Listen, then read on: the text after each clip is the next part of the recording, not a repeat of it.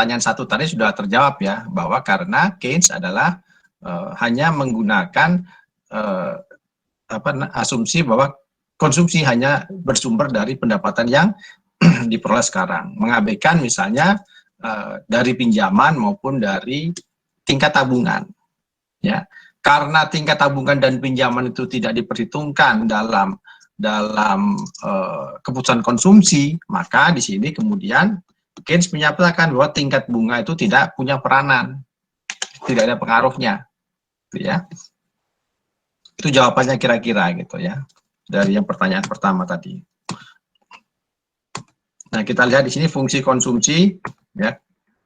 Konsumsi bergantung pada, ya, ini adalah konsumsi rata-ratanya, konsumsi standarnya, ya.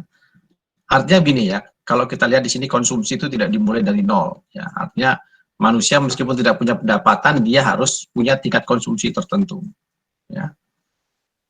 Nah, kemudian semakin ke kanan, ya, semakin seiring dengan meningkatnya pendapatan, maka konsumsinya akan meningkat, ya. Dari bagian pendapatan itu yang kemudian ditambahkan sebagai kepada konsumsi awalnya, itulah yang menghasilkan konsumsinya. Dimana kemiringan dari berapa banyak pendapatan itu dikonsumsi itu ditentukan oleh kecenderungan konsumsi marginalnya.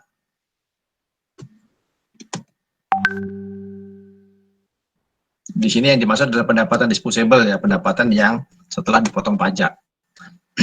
Nah, kemudian apa yang dimaksud dengan pendapat Keynes, ya, bahwa kecenderungan rata-rata konsumsi itu semakin menurun, ya. Kita lihat di sini. Ketika pendapatan semakin ke kanan, semakin besar pendapatan, maka rata-rata konsumsinya akan lebih kecil, ya. Ketika pendapatannya di sini, ya, maka rata-rata konsumsi adalah sekian, ya. Kemudian semakin ke kanan, rata-rata konsumsinya makin kecil. Kita lihat di sini sumbu vertikalnya itu semakin kecil, ya. Semakin ke kanan, semakin kecil. Jadi ini menunjukkan bahwa ketika pendapatan naik, maka rata-rata konsumsinya akan turun. Ya, nah ini.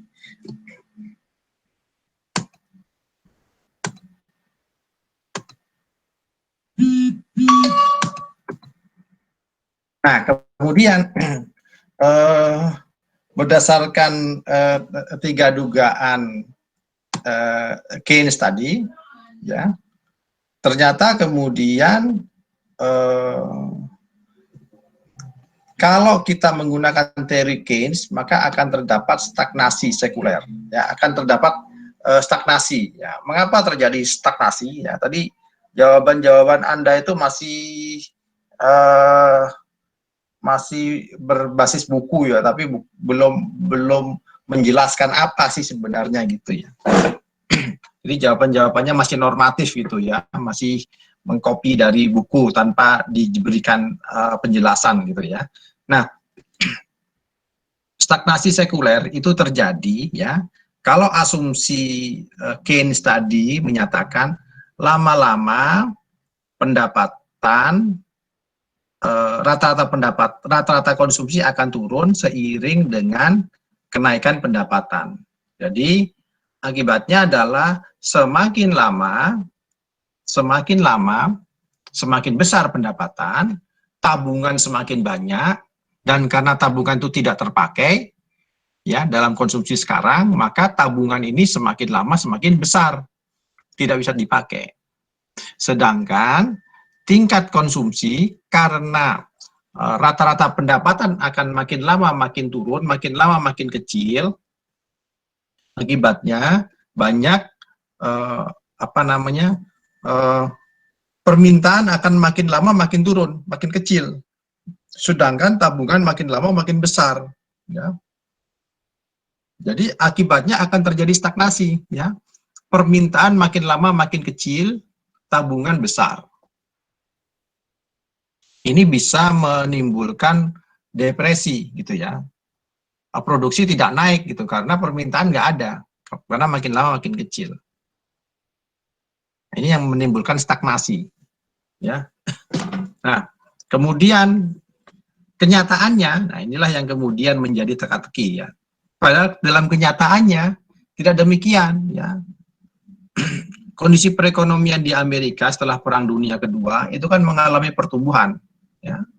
Mengalami pertumbuhan, kemudian pendapatannya naik. Nah, ketika pendapatannya naik ya, ternyata produksi bisa terus berjalan. Artinya adalah permintaan tetap meningkat ya. Permintaan tetap meningkat, tidak menurun ya. Kemudian tingkat konsumsi juga demikian ya.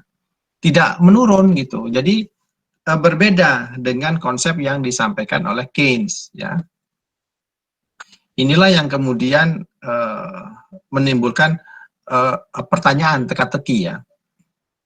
Mengapa Keynes menyatakan demikian, tapi kondisi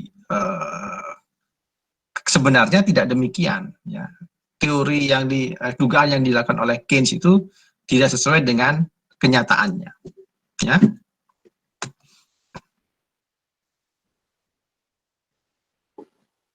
Kemudian Kuznets juga menyatakan bahwa sebenarnya dugaan Keynes itu benar kalau itu diterapkan dalam jangka pendek.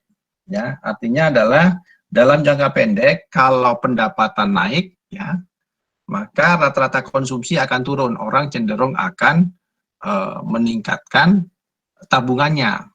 Ya.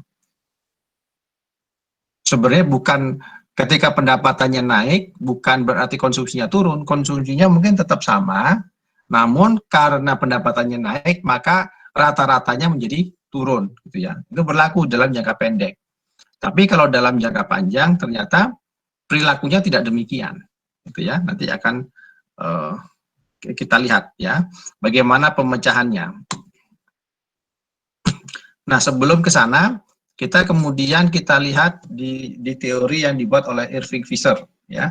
Irving Fisher itu mengembangkan model konsumsi ya, itu dengan membagi pilihan konsumsi ya.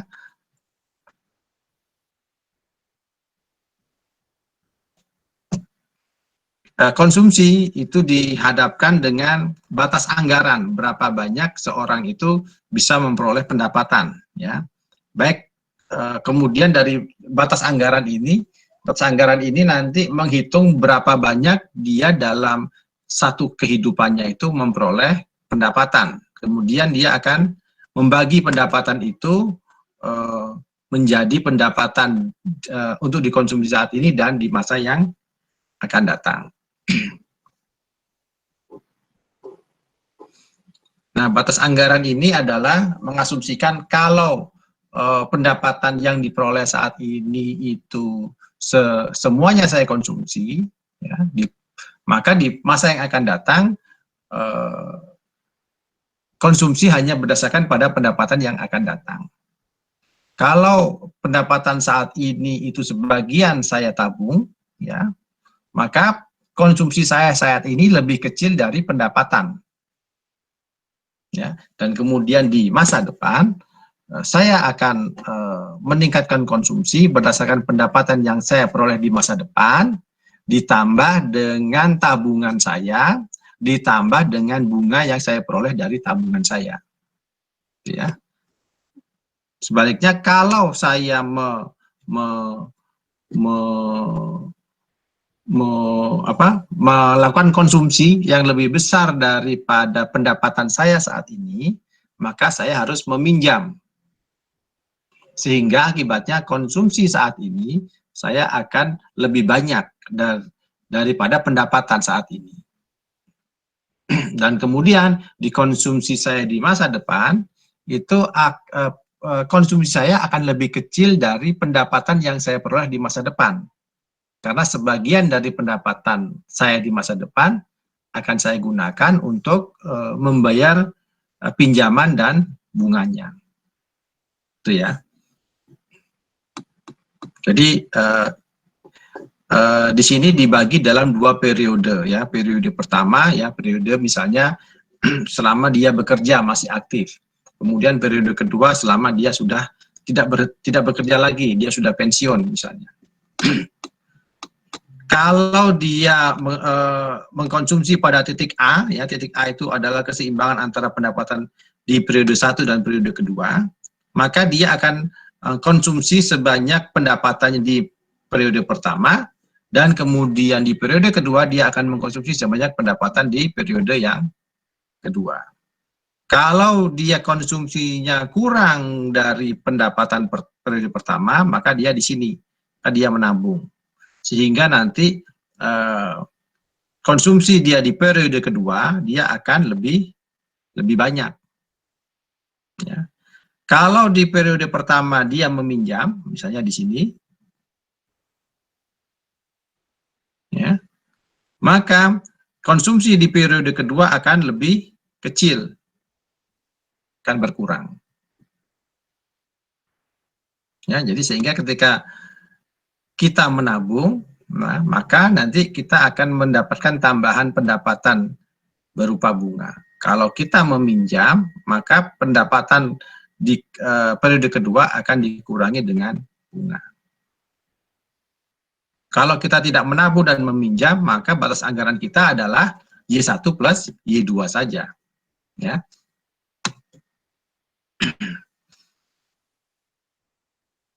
Nah, pilihan konsumen untuk memilih memilih tingkat konsumsi, mau dikonsumsi periode pertama maupun periode kedua, itu digambarkan dalam kurva indifference ya. Kurva indifference itu adalah kurva pilihan ya, melakukan konsumsi.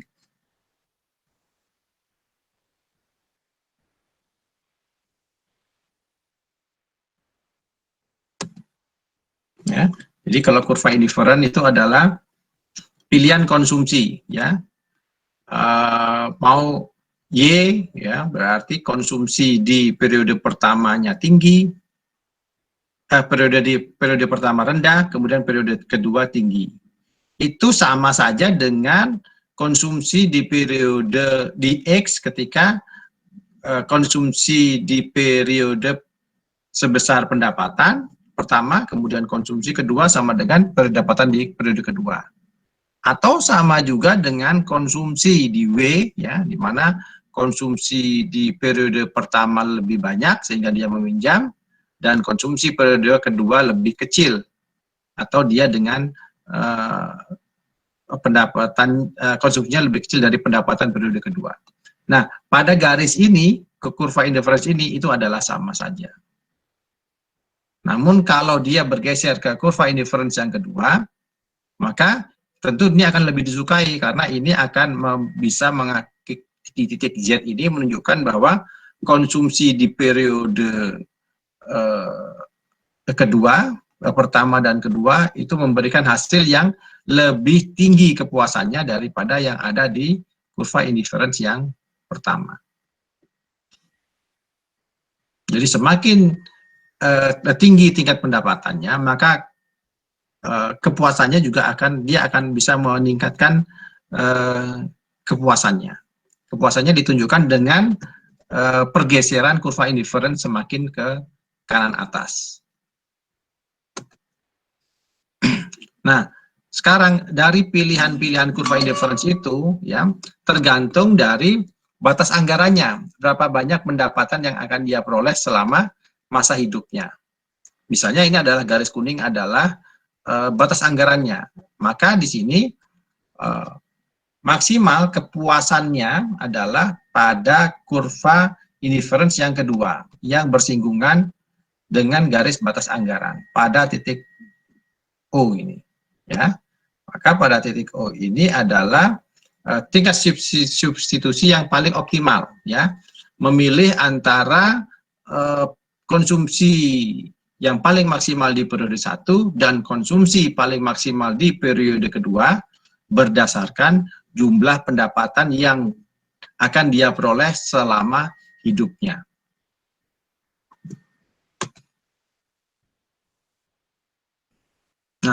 sekarang kalau pendapatannya itu meningkat, ya, maka garis batas anggarannya juga bergeser ke kanan, ya, garis kuningnya bergeser ke kanan. Maka di sini nanti maka orang ini akan bisa memilih kurva indifference yang lebih tinggi. Kepuasan yang lebih tinggi adalah ditunjukkan di kurva indifference yang lebih di atasnya. Maka dia bisa mengkonsumsi lebih banyak, ya, baik di periode 1 maupun periode kedua karena adanya kenaikan batas anggaran. Ya. Asumsinya adalah konsumsinya adalah konsumsi barang normal. Barang normal artinya adalah kalau pendapatan naik, maka konsumsi juga akan meningkat, gitu ya.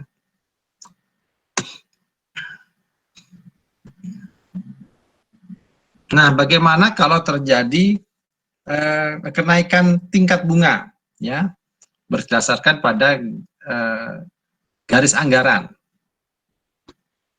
Kalau terjadi kenaikan tingkat bunga, maka efeknya itu dibagi dua.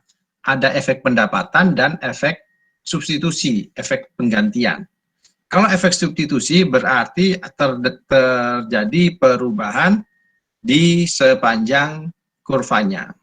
Kalau efek pendapatan itu adalah terjadi pergeseran perubahan pada kurva. Ya, semula misalnya ini adalah pada kurva yang merah, ya, kurva yang merah. Batas anggaran pertama, ya. Nah, karena sekarang tingkat bunga naik, maka sekarang orang ini menghadapi pilihan, ya. Karena tingkat bunga naik akan lebih menguntungkan kalau lebih banyak menabung, ya. Maka dia akan mengurangi konsumsinya. Konsumsi di periode pertama ini berkurang sehingga sekarang geser ke titik di warna kuning ini, dan kemudian sehingga konsumsinya dia di periode kedua akan meningkat, pendapatannya akan meningkat. Maka ini adalah garis batas anggaran yang baru karena adanya kenaikan tingkat bunga. Nah, sekarang kita lihat efek substitusi. Ya. Efek substitusi itu adalah akibat kenaikan tingkat bunga, ya, pergeserannya adalah sepanjang kurva indifference-nya. Ya, perubahannya adalah sepanjang kurva indifference. Karena tingkat bunga naik, maka dia bergeser konsumsinya dari semula di titik C, ya, Y1-nya, ya, maka sekarang geser ke titik A. Konsumsinya lebih kecil. Ya. Karena efek substitusi. Namun yang disebut dengan efek pendapatan adalah akibat dari tingkat bunga yang naik dan tabungannya akan meningkat di masa depan, maka sekarang dia bisa menggeser kurva indifference di periode 2 pada kurva yang lebih di atas. Sehingga dia bisa menikmati konsumsi yang lebih besar di periode yang kedua. Maka efek pendapatan sekarang, dia akan meningkatkan, memilih pada perpotongan kurva indifference pada garis anggaran yang baru.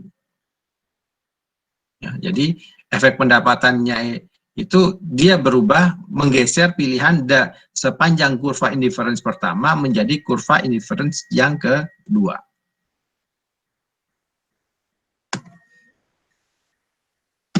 Nah, namun masalahnya adalah tidak semua orang itu bisa memperoleh pinjaman, ya. Ada orang-orang tertentu yang menghadapi batasan peminjaman, ya. Kalau seperti saya misalnya, ya, atau Anda mungkin, ya, kalau Anda sudah bekerja, maka Anda punya penghasilan tetap sehingga Anda bisa mengajukan pinjaman kalau Anda membutuhkan, ya. Namun kalau Anda belum bekerja, maka Anda kesulitan untuk memperoleh pinjaman. Ya, seperti mahasiswa yang di Amerika banyak mereka itu menutupi biaya kuliahnya itu sambil bekerja magang misalnya ya. Nah, maka orang-orang seperti ini itu tidak bisa memperoleh pinjaman karena tidak mempunyai pekerjaan yang tetap. Maka untuk orang yang tidak menghadapi masalah pinjaman, maka dia akan bisa melakukan konsumsi di sini ya, di sebelah kiri.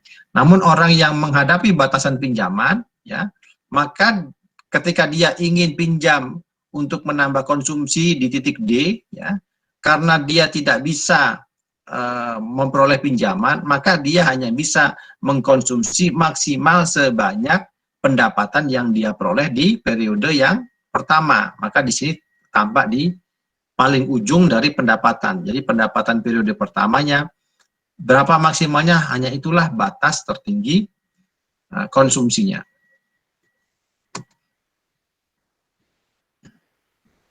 Nah, kemudian dari model Fisher itu kemudian dikembangkan lagi oleh Modigliani, ya, menjelaskan tentang hipotesis daur hidup. Bahwa pendapatan seumur hidup itu bervariasi, berubah-ubah. Nah, inilah yang kemudian Modigliani menjelaskan teka-teki dari Kuznets, ya. Menurut Keynes tadi menyatakan bahwa rata-rata pendapatan makin lama akan makin turun, ya. Kita lihat di sini yang titik biru, di biru ini, ya. Rata-rata pendapatan itu akan turun, ya. Dari sini ke titik ini, gitu ya. Kemudian semakin ke kanan, maka akan semakin menurun, ya. Dalam jangka pendek berlaku. Namun dalam jangka panjang, akumulasi dari tabungannya itu akan bisa menambah kekayaannya, sehingga sekarang kekayaannya naik ke atas. Ya, ketika kekayaannya naik ke atas, maka sekarang rata-rata konsumsinya yang semula turun selama garis biru ini, ketika kekayaannya naik, maka sekarang konsumsinya juga akan naik lagi. Naik, ya. Kemudian setelah di merah, setelah naik, maka lama-lama juga akan turun. Kemudian akumulasi dari tabungannya akan nambah kekayaannya lagi. Sehingga dalam jangka panjang, ya, rata-rata konsumsi itu akan stabil, tidak turun sebagaimana penjelasan dari Keynes. Jadi ini adalah yang memecahkan teka-teki mengapa teori Keynes itu tidak berlaku, ya, dalam jangka panjang, ya. Jadi ibaratnya kalau saya punya uang 1 juta, kemudian saya gunakan konsumsi saya 500 gitu ya, maka sepanjang pendapatan saya kemudian ketika pendapatan saya naik gitu ya, maka lama-lama tabungan saya akan bertambah banyak. Ya, misalnya saya punya rumah 1. Kemudian ketika tabungan saya sudah banyak, saya akan membeli rumah yang kedua. Maka sekarang rata-rata konsumsi tadi yang semula turun, karena saya sekarang aset saya tambah banyak, maka sekarang konsumsi rata-rata saya juga meningkat, ya, demikian seterusnya. Nah, Modigliani itu membagi pendapatan, ya, dalam 2 masa, ya. Ini misalnya selama masa kehidupan awalnya, ya, dia akan memperoleh pendapatan, ya, sebagian disimpan, sebagian dikonsumsi. Maka kemudian ketika dia mencapai usia pensiun di sini, maka dari tabungan itu akan dihabiskan sampai dengan titik akhir hidupnya.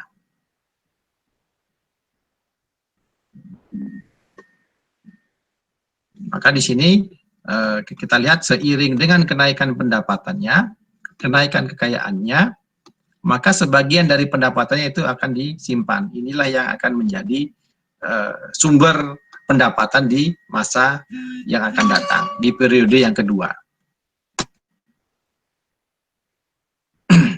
Nah, kemudian yang berikutnya hipotesis menurut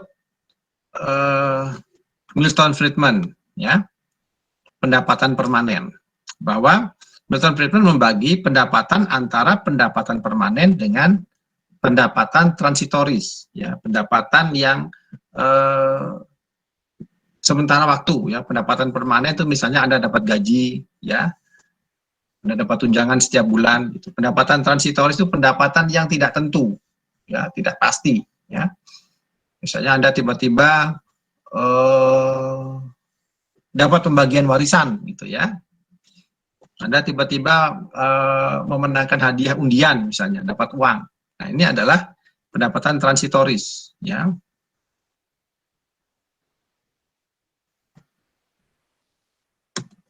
Nah, kalau menurut Milton Friedman itu, ya, konsumsi itu lebih dipengaruhi oleh pendapatan permanen, ya, karena pendapatan transitoris itu tidak bisa diandalkan, ya.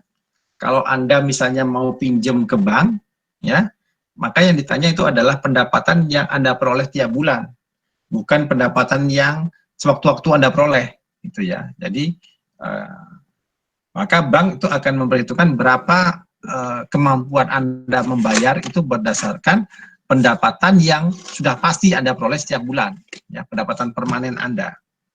Jadi kalau pendapatan permanennya naik, maka konsumsinya bisa meningkat. Tapi kalau pendapatan transitorisnya naik, itu tidak berpengaruh terhadap konsumsinya, karena sewaktu-waktu, ya, tidak bisa diandalkan.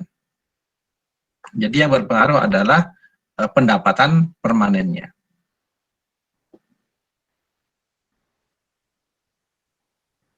Sehingga kalau pendapatan transitoris itu tidak terlalu berpengaruh terhadap tingkat konsumsi rata-rata, ya, maka di sini pendapatan transitoris itu kan tidak bisa diperkirakan, ya, bisa naik, bisa nggak turun, bisa nggak ada, gitu, ya. Maka di sini tingkat akibatnya kalau dipengaruhi oleh pendapatan transitoris, ya, maka konsumsi juga demikian, ya, bisa saja juga berubah-ubah, ya, karena pendapatan transitorisnya itu yang berubah-ubah. Yang kemudian teori berikutnya adalah teori oleh Robert Hall, jalan acak, ya. Jadi kalau konsumen itu rasional, ya, perubahan konsumsi itu tidak dapat diprediksi, ya. Jadi dia menurut pendapat dari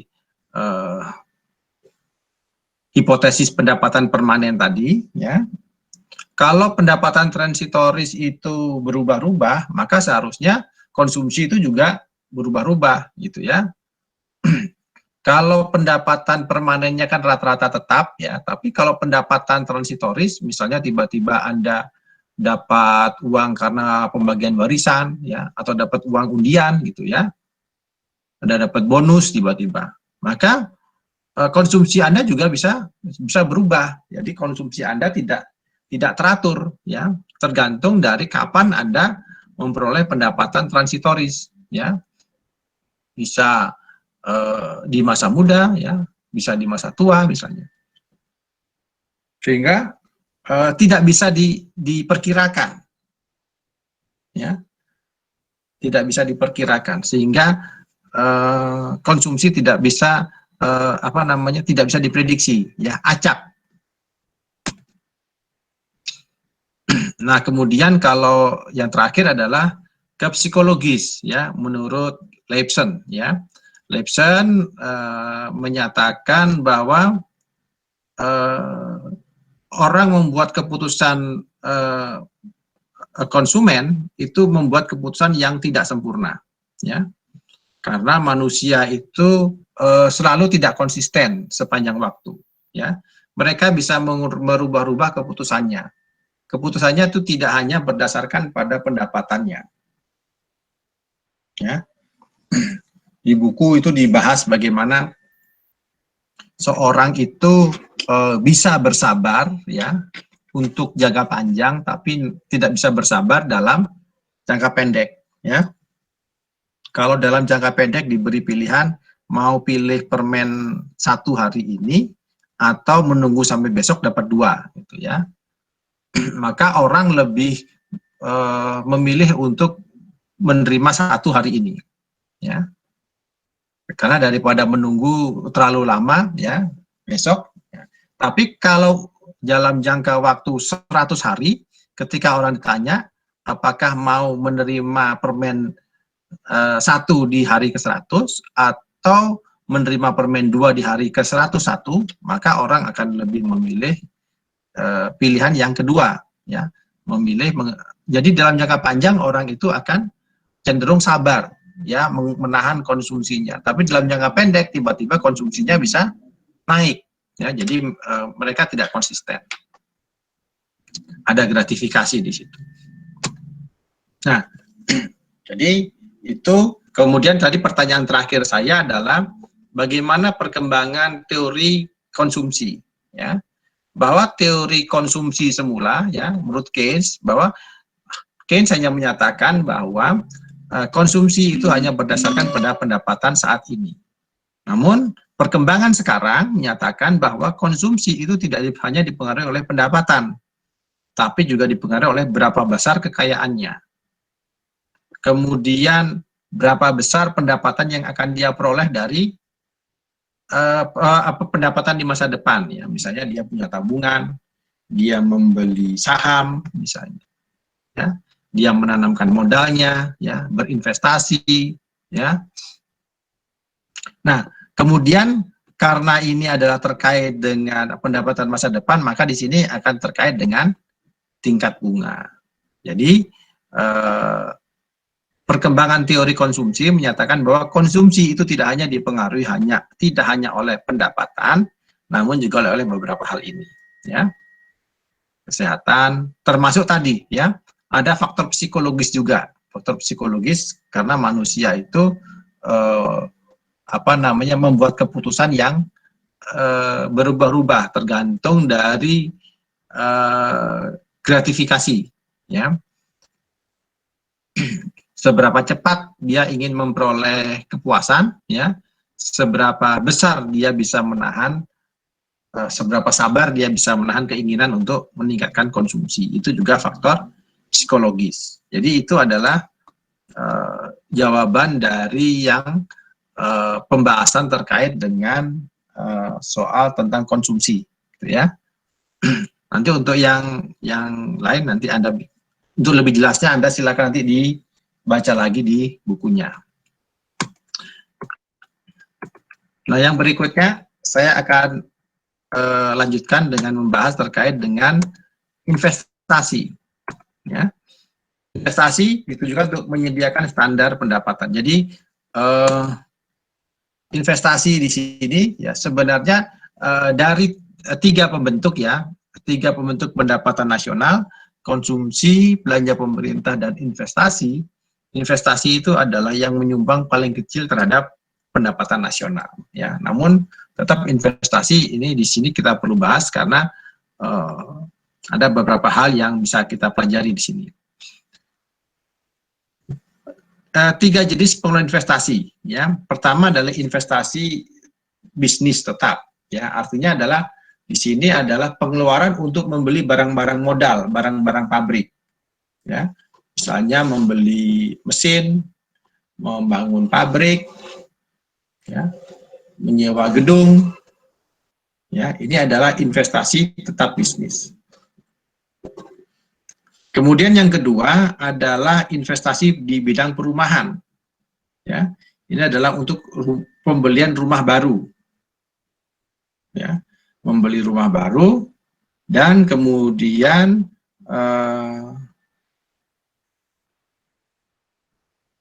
orang yang membeli tanah kemudian disewakan. Itu adalah investasi, termasuk investasi residen. Kemudian yang ketiga adalah investasi persediaan. Ini adalah investasi barang-barang yang masuk ke dalam gudang, ya. Termasuk di sini ada bahan baku, barang setengah jadi, ya, barang cadangan, gitu ya. Nah, ini adalah investasi persediaan. Kalau kita lihat perbandingan investasi ya dari 3 jenis investasi itu ya, totalnya ini di Amerika ya datanya, ini adalah yang warna hijau adalah yang total investasinya. Di mana di sini yang paling besar menentukan tingkat investasi itu adalah investasi di bidang bisnis tetap. Ya, investasi membeli barang-barang pabrik, ya, beli mesin, peralatan, itu adalah yang ini. Kemudian yang tertinggi berikutnya adalah disumbang oleh investasi di bidang perumahan. Ya. Kemudian yang paling kecil itu adalah investasi di bidang persediaan.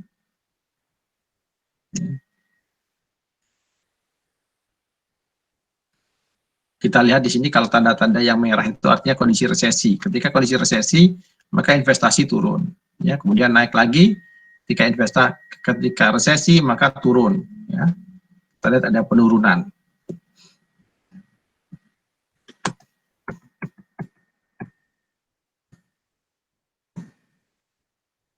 Yang pertama kita bahas terkait dengan investasi bisnis tetap.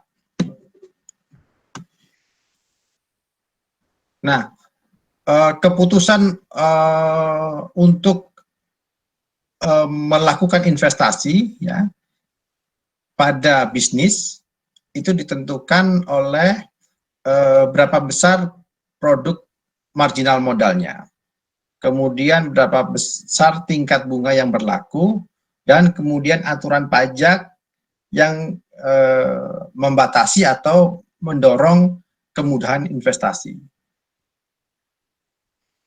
Untuk menganalisis ini, kita membagi dua investasi untuk analisis investasi bisnis tetap ini. Ya, ada dua perusahaan. Yang pertama adalah perusahaan produksi, perusahaan yang mengolah modal menjadi mengolah bahan baku dengan modalnya menjadi barang jadi, menjadi output. Itu adalah perusahaan produksi. Yang kedua adalah perusahaan yang penyewaan, perusahaan yang memiliki modal. Dia yang punya tanah, dia yang punya gudang, dia yang punya mesin misalnya. Dia yang punya, tapi dia tidak punya teknologinya untuk ngolahnya. Ya, meskipun dalam kenyataannya ini bisa jadi satu ya, perusahaan yang menyewakan dengan perusahaan yang produksi jadi satu. Ya. Tapi ini untuk memudahkan kita bagi dulu analisisnya. Nah, kemudian untuk mengetahui berapa besar tingkat harga sewa barang modal, itu tergantung dari penawaran modal, ya, dari para pemilik modal dengan permintaan modal, ya, dari para perusahaan produksi. Ya.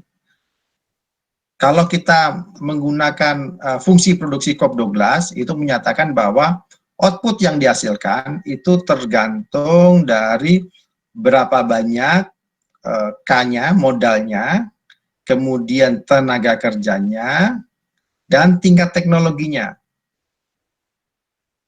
Ya, bagian dari modal yang menyumbang ke output itu adalah pangkatnya alfa. Sedangkan bagian dari tenaga kerja yang menyumbang ke output itu adalah pangkat 1 minus alfa, gitu ya. Kemudian kombinasi dari modal dan tenaga kerja yang diolah pada tingkat teknologi A tertentu inilah yang kemudian bisa menghasilkan output. Maka di sini kita lihat perpotongan antara penawaran modal dari para pemilik modal dengan permintaan modal dari perusahaan produksi itu akan menentukan harga sewa real modalnya, nilai sewanya. Jadi asumsinya adalah para produsen ya itu akan menyewa peralatan, menyewa gedung, menyewa tanah dari para pemilik modal sebesar perpotongan ini. Kalau kita lihat di sini jumlah penanaman modal itu adalah tetap, ya. Jumlah tanah, jumlah gedung misalnya, jumlah mesin gitu. Nah, maka dari persamaan ini tadi, ya,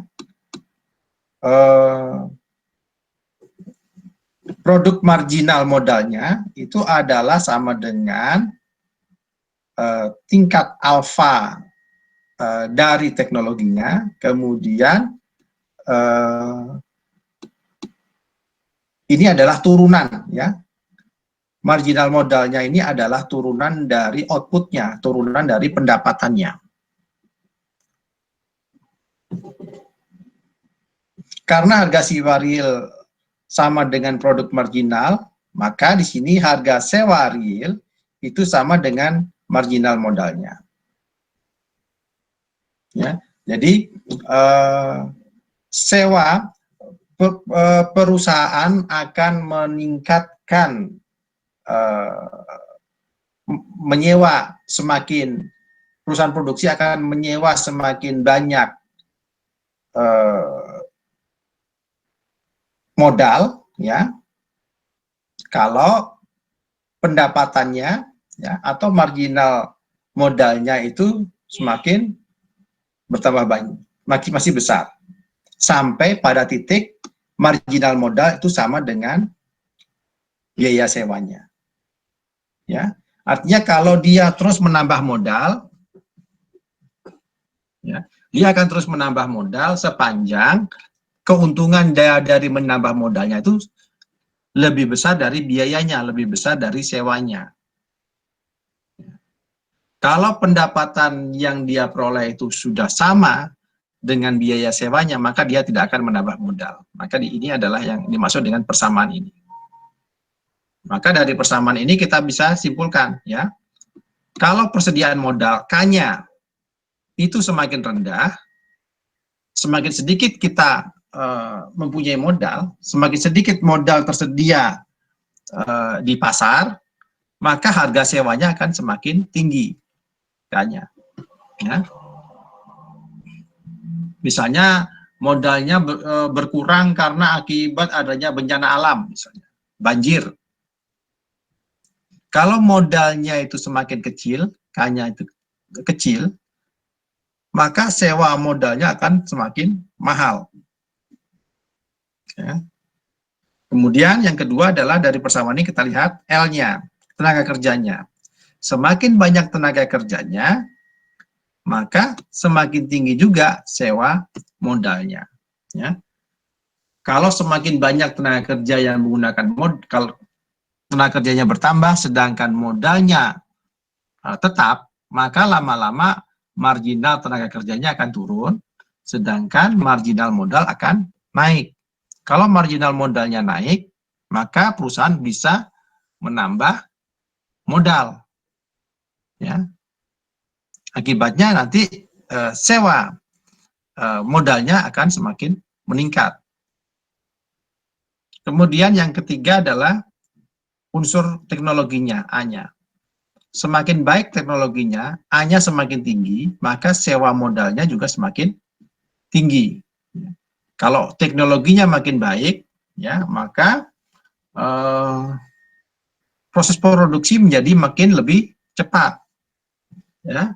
Barang modal akan lebih cepat habis, sehingga perusahaan akan memerlukan modal lebih banyak. Ya. Permintaan modal yang naik akan mendorong kenaikan biaya sewanya. Jadi dari sini bisa kita simpulkan kenaikan harga sewa itu terjadi kalau teknologinya naik, jumlah tenaga kerjanya bertambah, atau modalnya semakin berkurang. Nah, keputusan perusahaan untuk memilih investasi, ya, itu tergantung dari keputusan biaya dan manfaatnya. Ya. Kalau perusahaan itu akan berinvestasi ya ketika manfaat memiliki modal lebih besar daripada biaya memiliki modal. Karena di sini perusahaan akan bisa memperoleh pendapatan dari menyewakan modal ya kepada perusahaan produksi. Nah, sedangkan biaya modal ya, biaya modal ini biaya dari para pemilik modal ya. Dia mempunyai biaya modal. Di sini ada 3 biaya karena kita memiliki modal, karena kita memiliki pabrik, karena kita memiliki tanah, karena kita memiliki mesin ya. Pertama adalah bunga pinjaman ya. Karena kalau kita membeli modal itu berdasarkan bunga, berdasarkan pinjaman, maka kita harus memperhitungkan bunga pinjamannya. Misalnya kita membeli gedung, membeli tanah, membeli mesin misalnya, maka kita harus menanggung bunganya. Jadi di sini tingkat bunga dikalikan dengan harga modalnya, ya, tingkat bunga nominal dikalikan dengan harganya, harga modalnya.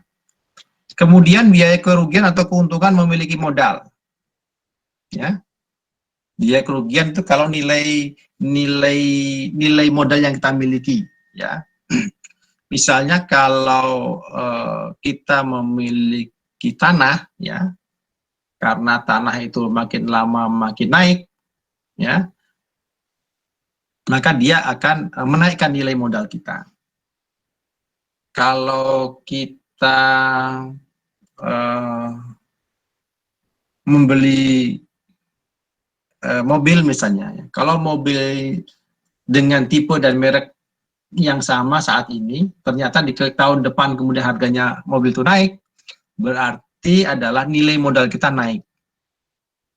Ya. Kemudian yang ketiga adalah penyusutan, ya, penyusutan atau depresiasi.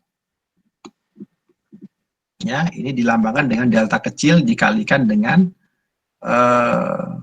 harga modalnya. Kalau kerugian atau keuntungan memiliki modal itu dinotasikan dengan nilai minus. Ya, artinya adalah kalau nilai modal kita itu bertambah, maka biaya memiliki modal itu menjadi berkurang. Kalau nilai modal kita itu turun, ya, maka biaya kita menjadi bertambah.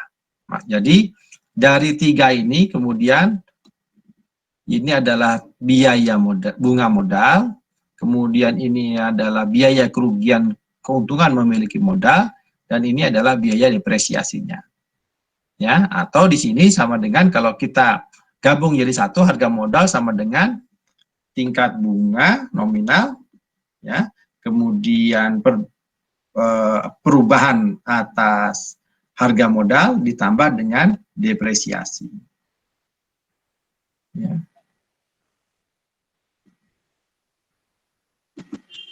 Nah, karena perubahan harga modal itu adalah sama dengan inflasi, ya, perubahan harga modal itu inflasi, maka tingkat bunga dikurangi dengan inflasi itu sama dengan tingkat bunga real.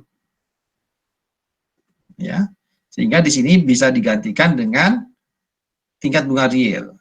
Jadi biaya memiliki modal itu adalah sama dengan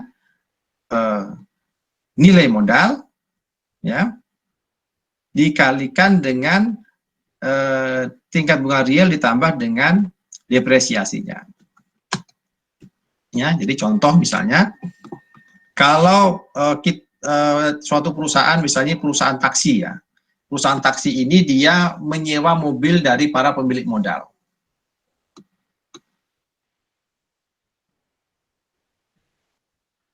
Maka di sini biaya dari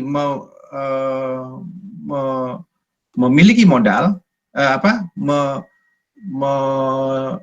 memperoleh modal, ya, kalau dia membeli mobil seharga 10.000, harga modalnya, harga mobilnya adalah $10.000. Ya, kemudian tingkat bunganya adalah 10%, tingkat depresiasinya adalah 20%. Kemudian perubahan harga modalnya adalah 6%. Ya, misalnya sekarang mobil itu harga mobil yang dimiliki oleh perusahaan itu naik sebesar 6%. Ya. Maka untuk perusahaan ini, ya, nah kita lihat di contoh ini adalah contoh di mana suatu perusahaan memiliki modal, ya, sekaligus yang menyewakan. Artinya adalah perusahaan ini di sini sama tidak lagi dibedakan antara pemilik modal dengan perusahaan produksi. Maka biaya yang harus ditanggung karena dia memiliki modal adalah biaya bunganya adalah 10 kali harga modalnya 1.000, kemudian penyuncutannya adalah 20% kali 10.000, dan kemudian biaya karena dia memiliki modal. Karena memiliki modalnya itu harga nilai modalnya sekarang naik sebesar 6%, maka asetnya 10.000 ini sekarang bertambah sebesar 6%. Ya. Karena di sini tandanya adalah negatif, maka di sini kita kasih tanda negatif. Artinya adalah total biaya memiliki modal, mempunyai mobil ini adalah sebesar $2.400 per tahun. Ini misalnya contohnya ya.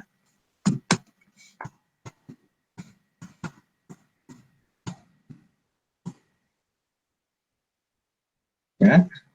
Jadi keputusan dia melakukan investasi itu tergantung dari tingkat labanya sama dengan pendapatan dikurangi dengan biaya-biaya.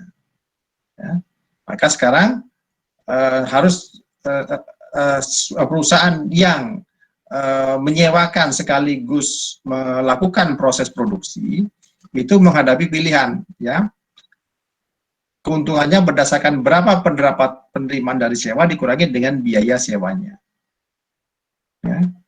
Di mana di sini pada saat penerimaan maksimal adalah ketika biaya sewa sama dengan pendapatan marginal modal dikurangi dengan biayanya. Ini yang disebut dengan investasi neto.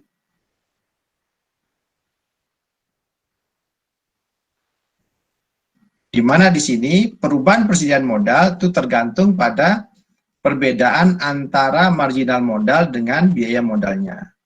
Jika marginal modalnya melebihi dari biaya modal, perusahaan bisa terus menambah modal. Kalau lebih kecil daripada biayanya, maka perusahaan itu akan membiarkan persediaannya makin lama makin berkurang, makin kecil makin kecil.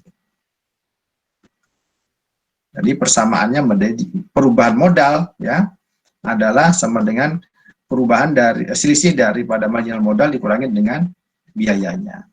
Itu yang berpengaruh terhadap keputusan investasinya. Ya. Maka di sini keputusan investasi tergantung dari produk marginal modal dikurangi dengan biaya modal ditambah dengan jumlah penyusutan. Ya.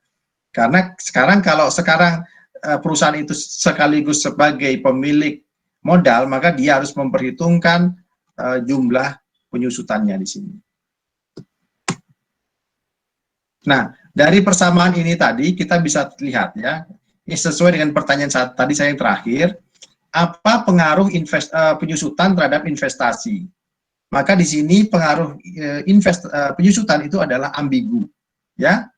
Kalau penyusutan adalah bagian dari biaya, maka penyusutan depresiasi adalah akan menekan atau mengurangi investasi. Sedangkan di sisi lain, penyusutan adalah menunjukkan semakin banyaknya modal.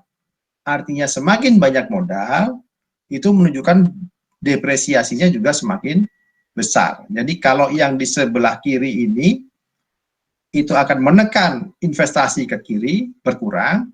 Namun, kalau di sebelah kanan, penyusutan itu menunjukkan bertambahnya modal. Semakin banyak modal, maka menunjukkan investasi semakin banyak, artinya penyusutan juga semakin besar. Itu ya, itu adalah jawaban yang pertanyaan saya yang terakhir tadi.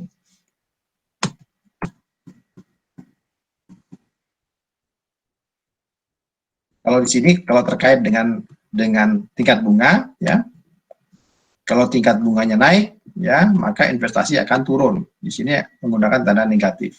Karena biaya modalnya akan turun, ya. Biaya modalnya akan naik. Kalau tingkat bunga naik, biaya modal akan naik sehingga investasi akan turun.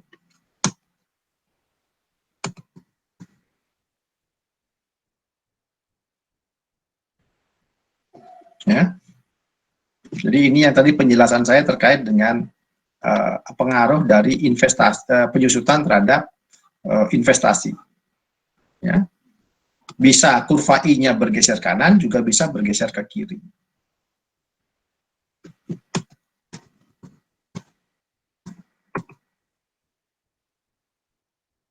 Jadi persamaan modalnya, ya, kita bisa lihat, ya, bahwa keputusan perusahaan keputusan investasinya itu adalah ditentukan adalah berapa banyak, ya, nilai marginal modal adalah sama dengan nilai modal realnya dikalikan dengan tingkat bunga ditambah dengan depresiasi. Jadi dalam jangka panjang, ya, seberapa banyak perusahaan itu akan menuju kondisi mapan kepemilikan modal tergantung dari berapa cepat perusahaan itu bisa menyesuaikan persediaan modalnya, yang tergantung dari biaya kepemilikan modal, biaya untuk membangun, ya, biaya untuk membeli dan memasang modalnya. Kemudian hal-hal lain yang berpengaruh dalam keputusan investasi adalah pajak, ya.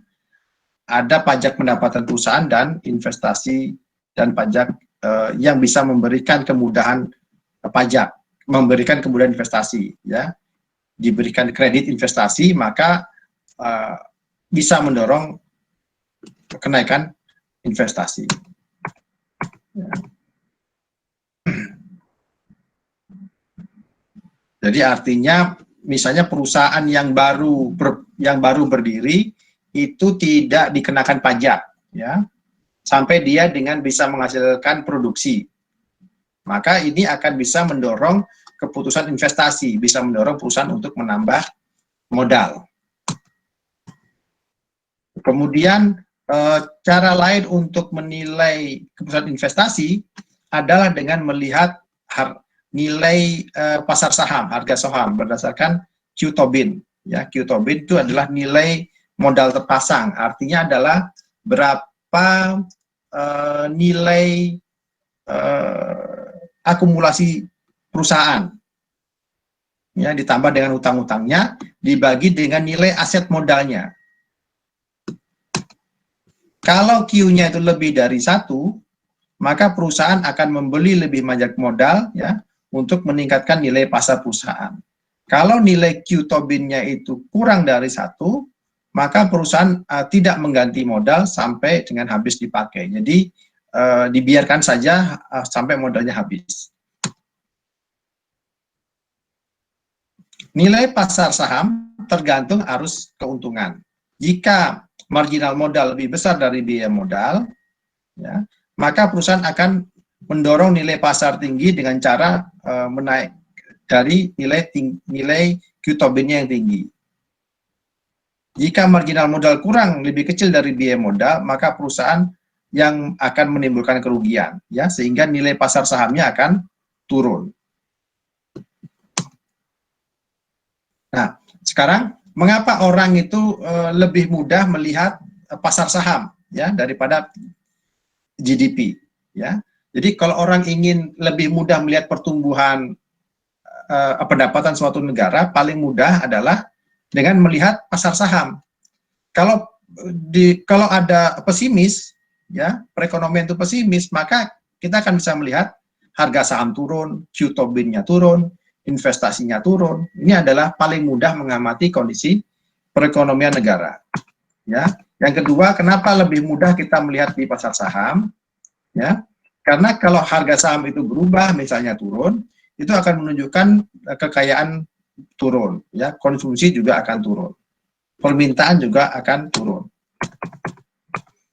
Kemudian harga saham juga menunjukkan adanya berita tentang teknologi dan pertumbuhan yang semakin berkurang, ya. Kalau harga sahamnya turun, jadi lebih mudah adalah melihat pergerakan harga saham, ya, untuk melihat perekonomian. Namun ya ini tadi ya, jadi alasannya adalah mengapa lebih mudah melihat harga saham, karena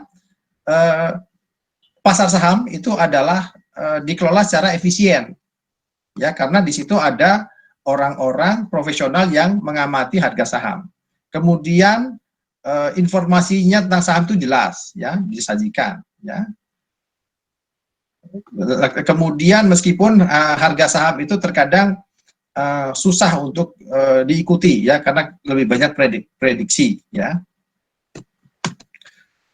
Namun ada yang menyatakan bahwa pasar saham itu tidak mencerminkan kondisi yang sebenarnya. Ini yang dimaksud dengan beauty contest oleh Keynes, ya. Pasar saham itu hanya saham itu tidak menunjukkan kondisi perusahaan yang sebenarnya.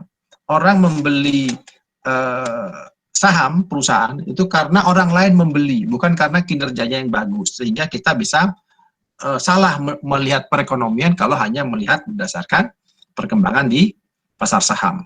Itu ya. Kemudian yang berikutnya saya bahas terkait dengan investasi di bidang perumahan, ya. Investasi di bidang perumahan di sini tergantung dari keseimbangan harga di pasar, ya. Antara permintaan rumah dengan harga rumah, persediaan penawaran rumah. Kalau permintaan rumah, inilah yang menentukan berapa banyak perusahaan itu perusahaan perumahan membangun rumah. Kalau terjadi kenaikan permintaan rumah yang bisa mendorong kenaikan harga, maka penawaran rumah baru oleh produsen itu akan meningkat karena harga yang naik. Ya, jadi kenaikan tingkat bunga akan meningkatkan biaya pinjaman, sehingga pembeli rumah akan mengurangi investasi perumahan. Jadi tingkat bunga berpengaruh. Kemudian tingkat populasi juga. Semakin banyak orang, maka akan meningkatkan permintaan rumah, mendorong kenaikan harga rumah, mendorong output produksi rumah. Ya. Kemudian terkait juga dengan kebijakan pajak, ya. Kebijakan pajak dan kemudian hipotek misalnya, ya. Kemudian yang terakhir adalah investasi persediaan. Investasi persediaan, nah, tujuan perusahaan menyimpan persediaan adalah untuk pemerataan produksi, persediaan sebagai faktor produksi, mencegah kehabisan barang, dan sebagai barang dalam proses. Oke, ya. Oke, nah sampai di sini, ya.